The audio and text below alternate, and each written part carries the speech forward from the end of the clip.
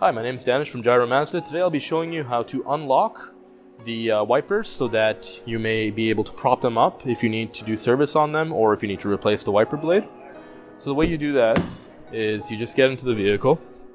Alright, so to get started, what you will do is without holding the brake, we'll push the start button once. We'll push the start button another time. And then we'll push it a third time. And then you will push this lever for the mist function up twice. It'll bring the wipers up and they will lock. At this point you have the wipers in the lock position. If you need to change the wipers you can do so, or if you needed to leave them propped up for maybe the time when you have a snowstorm and you did not want the ice to form on the wipers, you can do so. Just remember to always put them down before you unlock them, because failure to do so will cause them to hit the hood and may cause damage.